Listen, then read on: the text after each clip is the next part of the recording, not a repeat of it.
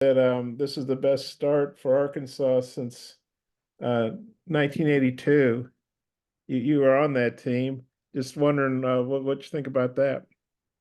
Yeah, I had no idea. I don't remember 1982 a whole lot. Not that season. Well, yeah, we played. I remember in '82 though. I do remember like over spring break, we played like 2 games a day for like 5 days straight, 6 days. Teams from all around the area would come in.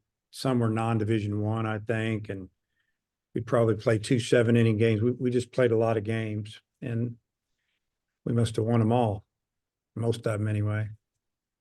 But I don't know, you think that's kind of cool though that you were on that team. That was your only Yeah. season at Arkansas playing. Yeah, that's pretty neat. I looked at that record, 27 and something. Pretty good start. Yeah, I think there were two ties. That was kind of weird.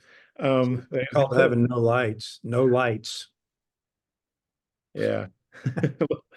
Not a lot of fans either, as I recall. Girlfriends and parents and some Yep. die. But and then you look at you and Mike Bianco. You guys have played each other so many times. Every year in the regular season, and a lot of times in the postseason, Omaha and Hoover and super regionals and everything. Just kind of what's it been like playing him that many times, and kind of what's that rivalry or relationship or whatever you want to call it like? Yeah, I mean, I don't know. I mean, I don't look at it any differently than any other SEC games. It's just that we've run into each other a lot in postseason, it seems like. And then, I mean, our relationship, I think, is probably better than ever. I mean, I have a lot of respect for him and his program and what he's done there. Um, it's The games seem to be pretty interesting usually, and the series are real competitive. And we know each other a little bit as far as maybe the way we think, but again, I don't get all caught up in who we're playing as much as that it's an SEC game. Obviously, maybe the fans do a little more, but I truly believe that at the end of 30, you played 30, and you just got to, they all count the same. But, a lot of respect for Mike. He's done a great job there. And um, yeah, here we go again. And then you look at Ole Miss; they're 3-6 in the league. They lost 4 in a row, lost to Memphis. I guess it was last night, and they're struggling. I mean, record wise, kind of what's your take on Ole Miss right now? Oh, they have good players. It can turn around real quick. I don't know. Haven't played them yet. I'll probably be able to tell you more after we play the 3 games. But we just see a little bit here and there and watch some video and try to figure out how to get them out and how to hit them. But I can't really comment on them. Okay, I might have a couple more if it comes back around. Thanks, Dave. Okay.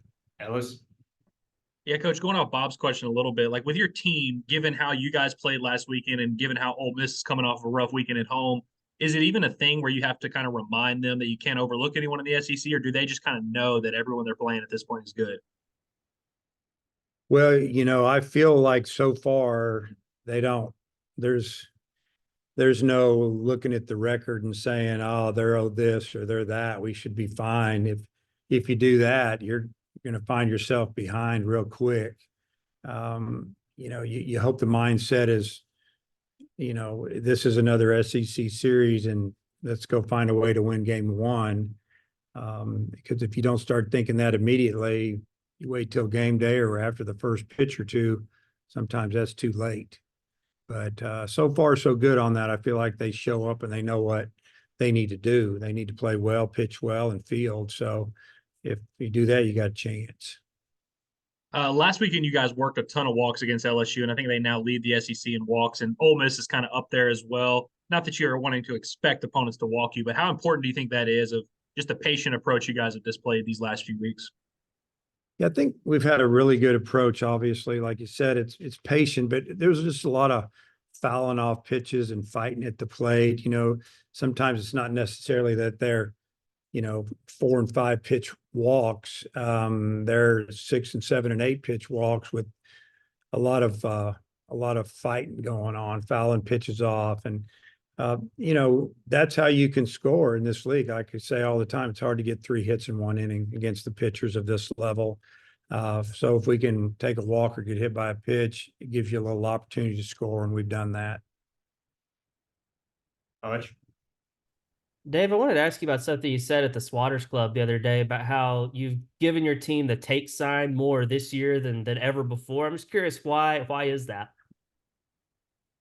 Well, number one, it's a little easier with all these electronic devices. You know, it's a little easier to just pop a, you know, they look at it and you put take instead of having to give a sign.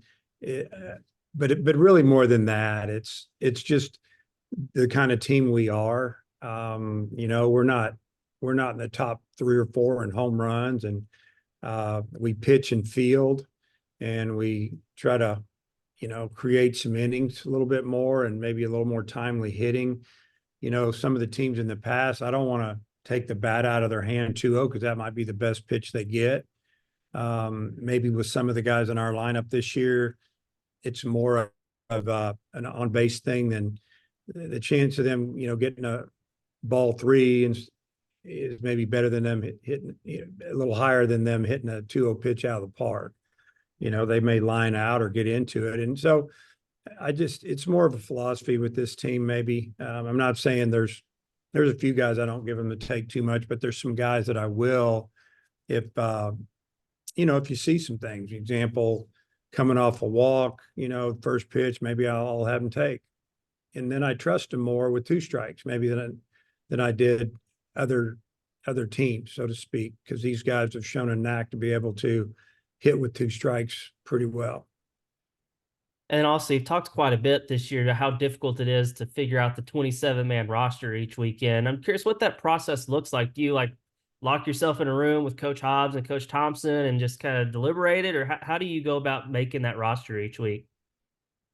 Yeah, it varies from week to week, depending on who's feeling good, who's throwing the ball well, maybe match up other team, how many left-handed hitters do they have, how many left-handed pitchers do they have, and vice versa. And we just try to, you know, look into maybe situations that would come up over the 3 games, and, you know, what would be our best case scenario to get them out or to get a hit. So that's kind of what you do. So, like I said, it's a compliment for the players on our team that, you know, they're making it hard on us. Bob, come back around. Yeah, Dave, just want to double check on the rotation. Same as Yep. last week, or any changes? Yeah, we'll go Smith, Molina, Tigert in that order. Okay. And then Riley Maddox, I assume he'll start. He was their game 1 starter, and I know he was hurt a lot of last season. Just kind of what's your take on him? Yeah, you know, just trying to look at as much as we can. I mean, he's good. His numbers in league play are really good. So, yeah, I don't want to say a whole lot, but he's a really talented pitcher. Obviously,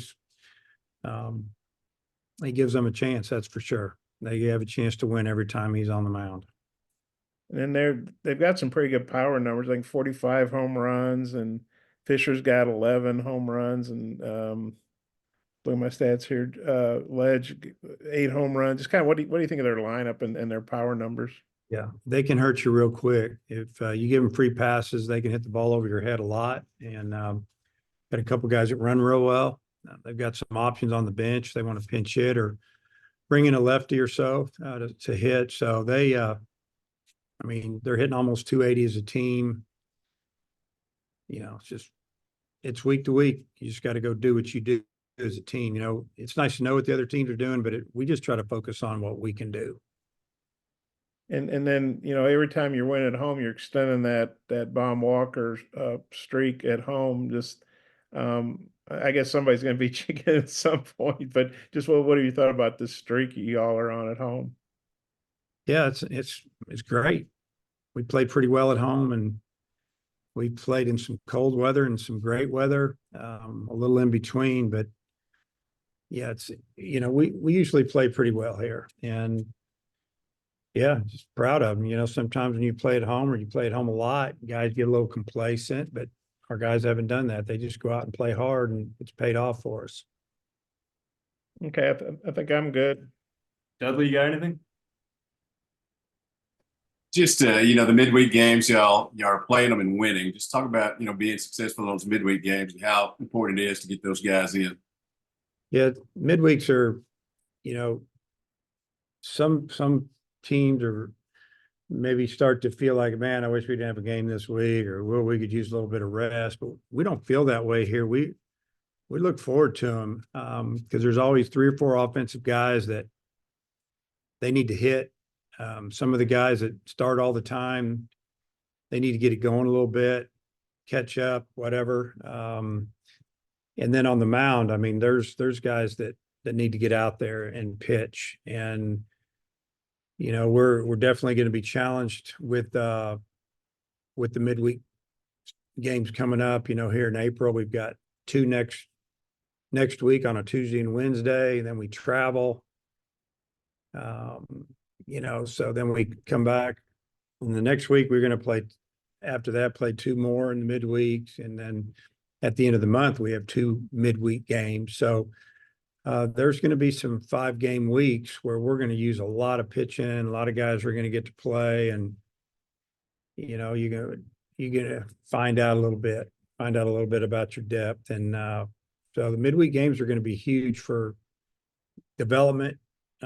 Obviously you want to win as many as you can, but some guys need to get in there and show us what they can do. I guess Holt's probably one of those, even though he's had success before. He had the opportunity to get a few at bats yesterday. Yeah, I mean he's done well, especially in the midweek games, and his it's been good enough. I mean that's been a tough call at third base. What you get from Jared Sprague-Lott is, like I said, he's really good defender. Started 3 double plays this past weekend and made a couple other really nice plays. And sometimes he makes them look easy, but he's got those long arms and legs, and he covers more ground than you really think. And but Holtz played well, swung the bat well yesterday. Got an infield hit, and then he also singled up the middle off the lefty. And he's definitely a really good option to play. Thanks. Ellis Hutch, any final words? Yeah, Coach, real quick on Brady Tigert. I felt like his stuff was better last week, but still not like a peak Brady Tigert outing. I think he only threw 68 pitches or something like that. Do you think the lighter workload the last couple weeks and now facing an opponent that he should be pretty motivated to face, do you think this might be a good chance to get him back on track per se? Well, I hope so. Gave him, like you said, rest, and then he gave him an extra day's rest, and then didn't throw a lot of pitches last weekend because he was, it wasn't his best outing, but stuff was good. And then, then going again, game 3 gets again a little bit more rest, and then we can make some decisions after this weekend because it starts to flip back to Friday, Saturday, Sunday if we want to keep it the same or go left, right, left, or whatever. But yeah, I mean Brady, I don't think it matters to Brady who the other team is. He's motivated to do well, so I don't think the motivation thing's an issue at all. It's just about getting a couple things straightened up, and like you said, maybe a little bit of rest, and hopefully he'll have a really good outing for us. Bob, last one. Yeah, Dave, I forgot to ask, I jotted down, I think Ole Miss is 37 steals and 41 attempts. So that's obviously a high percentage. Well, what's your take on their running game, and how important is it? Obviously, you want to keep guys off base in the first place, but if they do get on, how do you feel about trying to control their running game? Yeah, you look at the numbers. I mean, and we haven't run a whole lot. We've probably tried maybe 30 times. So they've only run maybe 10 or 15 more times than we have. So it's not like it's a huge part of their game, but what they do is they just pick and choose. And if you fall asleep on them or you're not paying attention, they're going to take a base on you, and they have the ability to do that. If they had 80 steals and 85 attempts, and that'd be major concern. It's definitely a concern. We do have some left-handed pitchers that can slow that down, and Tiger's got a really good move, and he's fairly quick to the plate. So, our catchers throw accurate. So, it's something that we talk about, and we actually go over those and already have looked at those numbers this morning. So, yeah, I mean, that's just another weapon that you have on offense if you can steal a base when you need one. Thanks. All right, Coach. Thanks for the time. Okay.